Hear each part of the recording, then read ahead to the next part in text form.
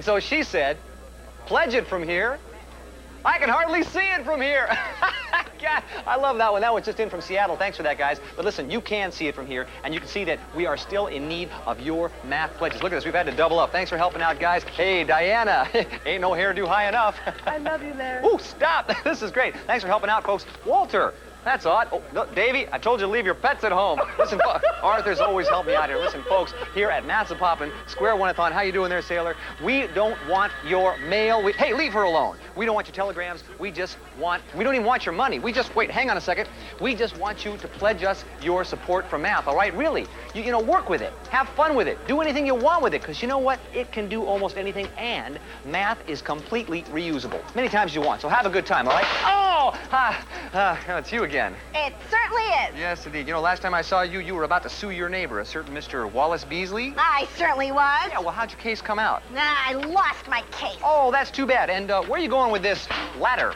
I'm taking my case to a higher court. Well, good luck to you. And, Hey, I'm Jack! yes, good luck to us. You know, tell you what we're going to do now. We're going to go to Pledge Central and see how we're doing pledge-wise. Here we go. Hey. Thank you, Larry, for your generous, if brief, introduction. Hey, folks, take a look at this chart. We are now in our 5th day of pledges, and look what we've done so far. On the first day, we attained 8% of our goal. Not too bad, not too good. On day 2, we moved a little closer to our goal of 100% as we got up to 18%. Then, on the 3rd day, that jumped to 31%. Ooh, the pace is picking up. Day 4 brought us to 49%, and now, during our 5th day, we are at a phenomenal 73%. And notice what has happened to the rate of our pledges over the last 5 days. Day 1 was 8%, but on day 2, we got an additional 10%. The 3rd day, we gained 13%. On day 4, the increase was up to a healthy 18%, and today, so far, we're up 24%. Look how that has grown over the 5 days. Today's increase is 3 times what we started out with. But we still need to reach our goal of 100%, so keep those pledges rolling in. Pledge the use of math in your life. Come on, do it. Back to you, Larry. Beverly, thank you very much for that report. This is great news, folks. Now, I want you to keep those math pledges coming on into our phone banks. Right now, we're going to take some time to check in with our volunteer phone folks and see how we're doing. Arthur, what have you got? I've got a heartbreaking story, Larry. A story that shows how everyone can use math. Young and old. Rich and poor. Right and left-handers. I know, Arthur, I know. What might that be? Just listen. It's from a dear little old gray-haired lady who writes, I am a dear little old gray-haired lady who writes, thanks to math, I still have a son today. My son, Sonny we called him, was a real rapscallion as a child. Oh, he was mean and ornery and always getting into trouble.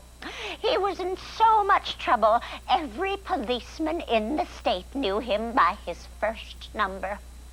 Oh, he used to shave all the animals in the neighborhood and then glue the cat's hair to the dogs so they would chase themselves up a tree. Oh, we knew he was headed for trouble and the state pen until one day he discovered mathematics. He became enthralled with the subject and how much fun it could be and how useful it could be and how it helped him solve everyday problems. Mathematics turned my son's life around. He's studying math in college, and he writes me regularly. Instead of State Penn, he went to Penn State, and he likes it much better. Although he says when it gets dark, there's not much to do there either. Thank you, mathematics. I pledge my math to you. Oh, gee. Isn't that moving? Oh, gosh, yes, it is. Oh, it is moving. It is so moving that I am moving over here to tell you that without your support, folks, yes, without your support. Square 21 TV's roving reporter asks another question of the person on the street. Today's question. A stack of 1,000 baseball cards is about 1.5 feet high. If you stack 1 million cards, how high would the pile be? You said 1.5 feet, so about 150 feet. I don't know, 200? 10.5 feet, maybe? 1 million cards would stack to about 1,400 feet, or the height of the World Trade Center. Really? Are you serious? That seems so enormous.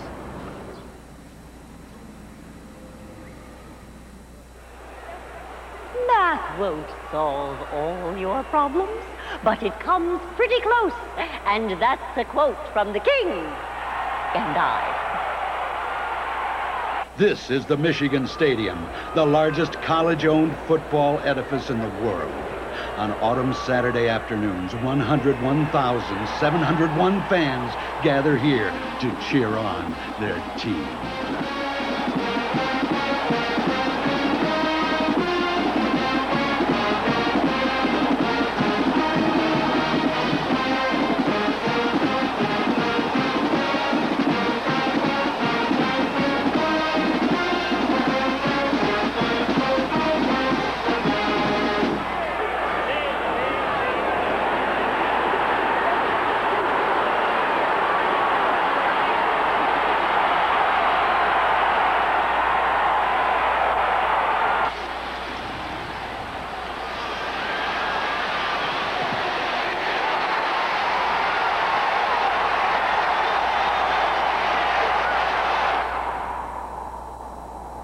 When the stadium is empty and just to keep busy, a lone cheerleader places one playing card in the center of the playing field.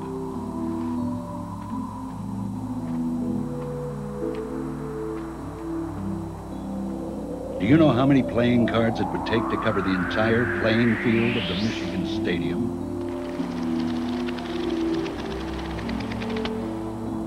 Yes, it would take about 790,000 playing cards to cover the Michigan Stadium playing field. I'll be darned. Yep.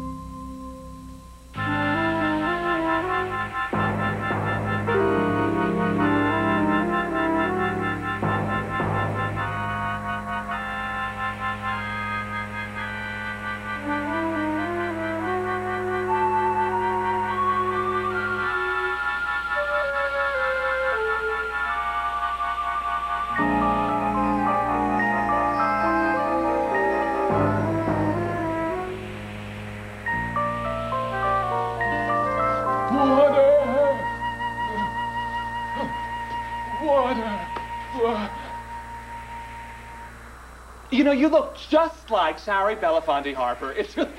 But I know, you're a mirage. It's not a mirage. I'm Sherry Belafonte-Harbor. I've been lost in the desert for months. It's only a matter of time before I started seeing things that aren't there. You're not seeing things.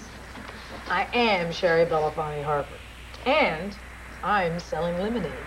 Now I am going crazy. Why would you be selling lemonade in the middle of the desert? Well, Leona Helmsley got all the good corners in the city. Care for a glass? Sure, I'll go along with the gag. Give me a glass, Sari. Well, you have to buy it. Lemonade, 26% of $1. 26% of $1. I don't usually carry that much on me when I'm lost in the desert. Oh. How much do you have?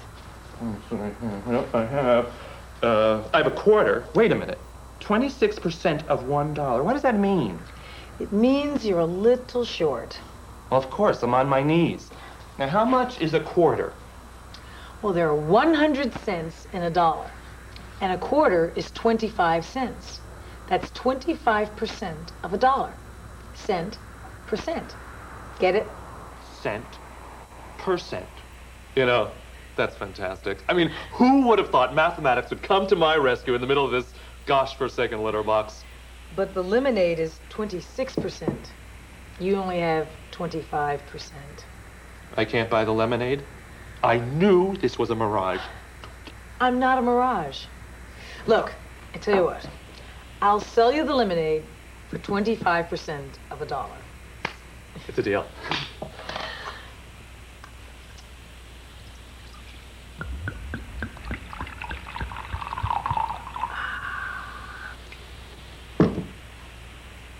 You poured the lemonade from the pitcher into this glass, but there's nothing here. Now that's a mirage. So I figured I'd be better off with a small business loan to get started. Just to pay expenses up front, that kind of thing. Sure. First thing he said when he started working out the loan was, show me your first day's profit. I don't make loans to failing businesses. Do you believe him? Yeah. So I'd say, profit? I'll show you profit. I pick up my pencil and lay it all out. My profit is equal to my revenue minus my expenses. What are your expenses? The containers plus the mix. So I add $2.58 for the containers. Okay. And $3.39 for the mix. All right. So the total expenses are $5.97. Almost $6. Yeah. Strong market? I completely sold out. 32 orders. So your revenue is 32 times your selling price. Which was? I set it at 30 cents. 30 cents? This is a business. 32 times 30 cents is $9.60. Now, revenue minus expenses, $9.60 minus $5.97, and there's my profit. A little more than $3.60. That makes sense. In one day. I said, now that's profit. I'd like to borrow $25 to keep up the cash flow. What did he say? He said yes. Your little brother said yes? Well, I have to give him free lemonade every time he stops by the stand. Small price to pay? Yeah, well... By the way, where does he get his money? Nobody knows. Mathman?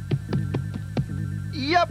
About 45% of Square One has elapsed. How much of the show is left? Mathman.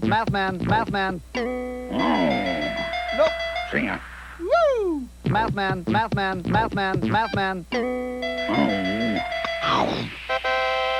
Goodbye.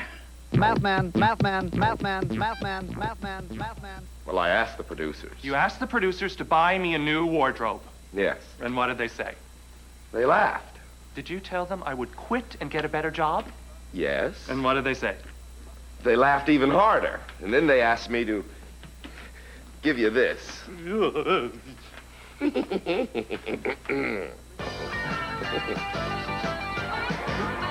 And now, it's time again. Yes, once again, it's time for America's favorite mathematical game show, But Who's Counting?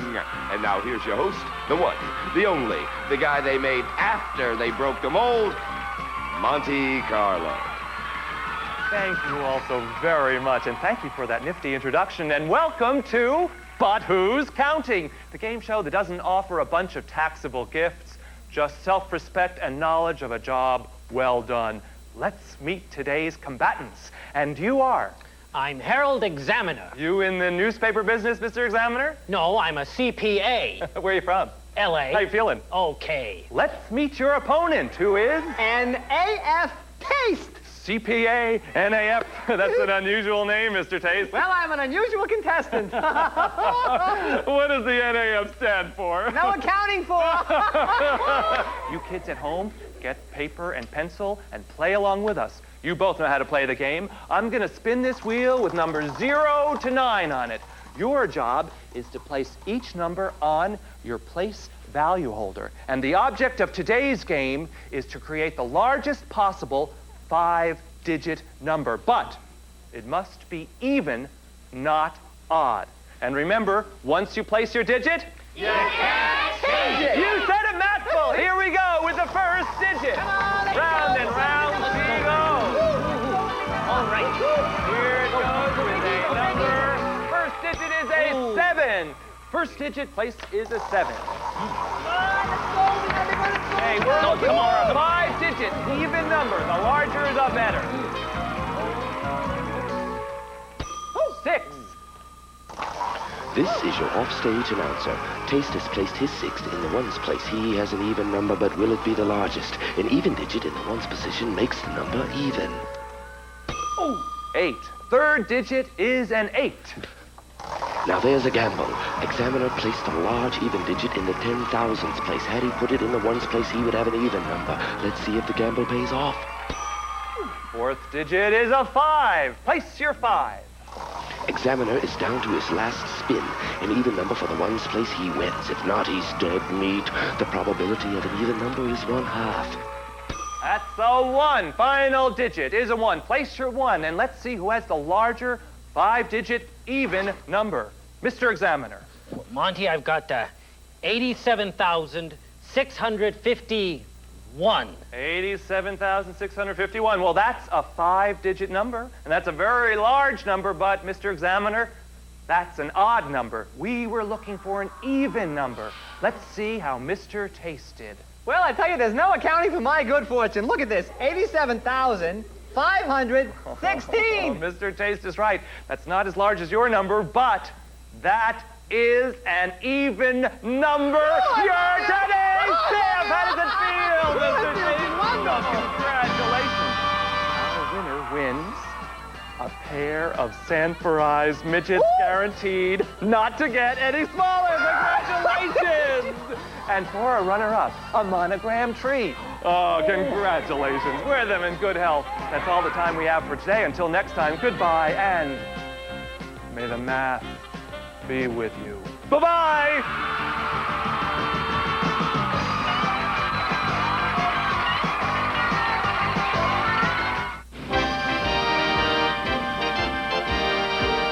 The story you are about to see is a fib, but it's short. The names are made up, but the problems are real. It was Wednesday, 5:43 p.m., and tourists had invaded this cosmopolitan mecca. Tourists had come to drink in the majestic splendor of the architecturally superb buildings as their steel spires reached like strong fingers to a heaven heavy laden with cloud. They came to see the Great White Way and the Statue of Liberty. They came to browse the culturally rich museums which dot the Big Apple's cityscape, and they caused horrendous traffic jams with their endless gawking. My partner is George Frankley. The captain is Joe Greco. We were working the night watch out of Mathnet. My name is Monday. I'm a mathematician. We were trying to solve a frustrating set of problems. When faced with frustrating problems, often it's a good idea to go over the facts. That's why we decided to view Emmy-seeking scenes from earlier shows. One of America's heroes, the Masked Avenger, a wrestler without peer, was being blackmailed by a mob of gamblers. They wanted him to purposely lose the upcoming championship match. He stood up to them and said, I want to make wrestling a kinder and gentler sport, and I will stand and fight these criminal elements. It was a brave thing to do, but it didn't take the mob long to retaliate. Get them.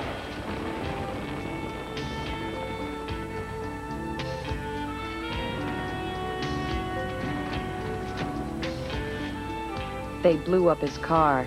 Luckily, he wasn't in it at the time. We continued to watch the wrestling tournament to see who was going to fight the Masked Avenger. I asked George if there were any surprises in last night's matches. And yes, as a matter of fact, there was a surprise. Bruce the cake decorator beat Macho Murray. Kaboom won again. Kaboom is a favorite. So is the flaming narcissist. He beat Call Off the Dog in 2 out of 3. As we continued to ponder the tournament, we got another coded message from the Masked Avenger. Only this time, he changed the code. It was another code. Instead of a tree giving us an indicator, there was a shoe. Tree, 3, shoe, 2. We tried every second word. The coded message read, mob wants to meet with me or else. I said no. We were sorry the Avenger had turned down the meeting. We could have bugged him with microphones and gotten important evidence against the mob. We could only hope that they would contact him again, and he would contact us, because there was no way we could contact him. But then the Avenger's daughter told us... Terry, you and my doggy, they've dog-napped him. Terry told us someone posing as a dog catcher had snatched her dog, put him in a truck, and told her to contact him. Using Benny and his traffic expertise, we tried to get a rough estimate as to where they could have got to. Then Terry said... Shouldn't I call the dog catcher now, Mr. Frankley? Yes, you should. And set up a meeting. Setting a meeting didn't seem like a good idea because the Avenger had already refused to take one. Then George said... Does your dad have an extra Avenger suit, Terry? Yeah, I just picked it up at the cleaners. It was becoming all too clear to me, George's plan, I mean. The Masked Avenger wasn't going to take the meeting. Guess who was? George Frankley, masked netter.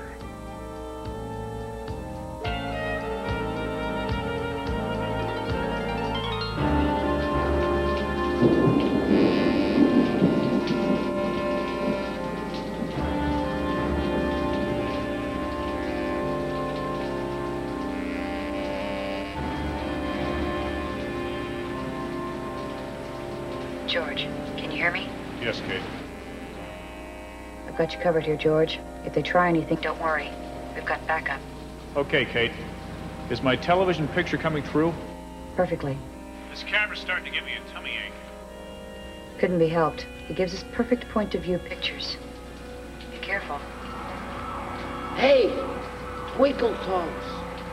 Over here. Yeah? Okay. I can see you. That's close enough, Avenger. What do you want? We want you to lose a fight. Remember? If that's what you want, there's no reason for this tete-a-tete. It's what? It's French. French, what? He means head-to-head. Get together, a meeting. I'm not gonna throw the fight. Well, we think you will, Avenger. Because we're gonna give you something that you otherwise may not get. What's that? How much money are you getting to fight? Nothing. All the money's going to charity. Exactly. That's a lot of work for nothing. We're prepared to give you $100,000. A bribe? No one bribes the Masked Avenger. I stand for truth and honor and justice. Okay. $250,000. Now that's $250,000. You can buy a lot of truth and honor and justice for $250,000. George, I'm not getting a good picture. Bring them into the light. Okay. He's agreed. A verbal contract is binding. I didn't agree. I was just thinking out loud.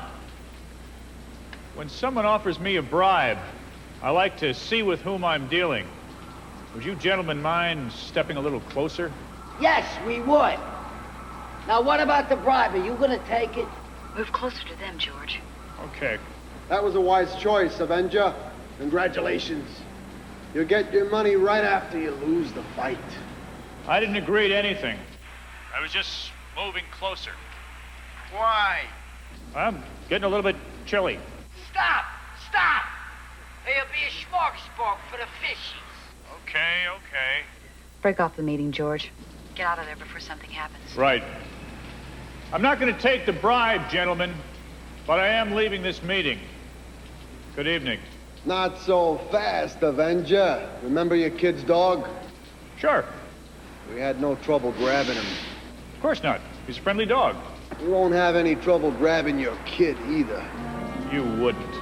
We will if you don't lose the fight. And tell them she's... Tell him what? Right? Tell them she's in police custody. She's in police. Police what? Police what? Police what? Police what? What's going on here?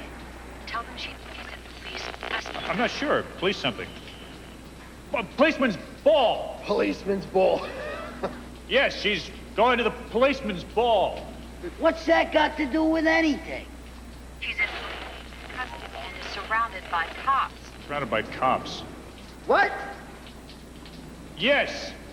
You're surrounded by cops. So don't try anything. He's bluffing. I meant, she's surrounded by cops. You can't get her. Oh, we can get you. Hey, easy, Louie. Louie, is it? I once knew a parrot named Louie. It was nicer than you. We had hoped that it wouldn't have to come to this, Masked Avenger. Come to what? Well, if you won't agree to lose the fight, I'm afraid your fate will be the same as the Flying Hun. The Flying Hun. He was the man who died after the fight with Puddentane. Oh. Surely you remember him, Avenger? Or, should I call you Puddentane? Oh, that Flying Hun. But he died. Yeah. In the ring.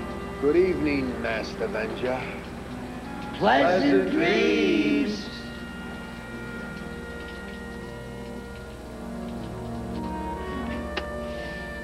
Come home, George.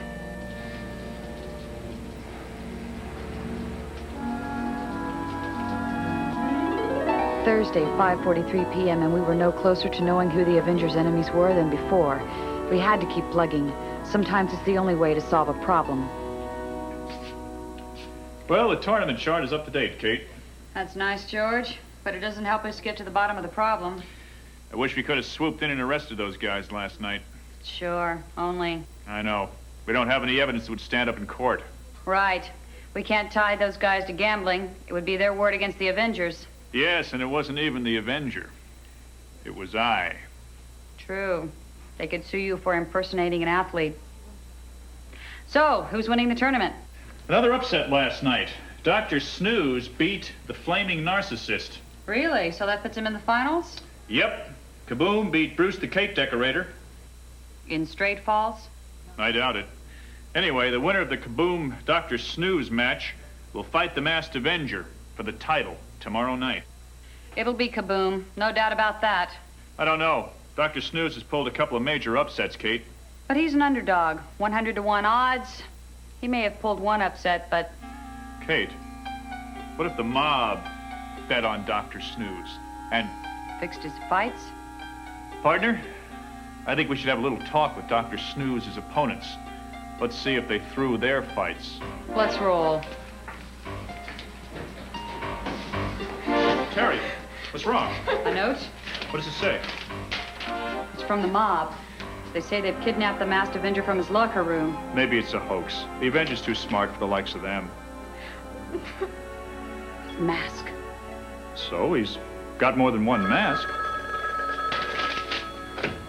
Mathnet Monday. Who? The Avenger. Are you all right?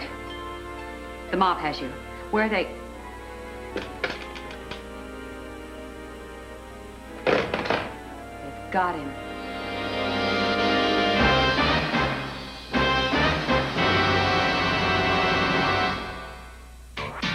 "100% of Square One TV is a production of the Children's Television Workshop. For a complete set of Square One TV teacher resources, send a check for $9.95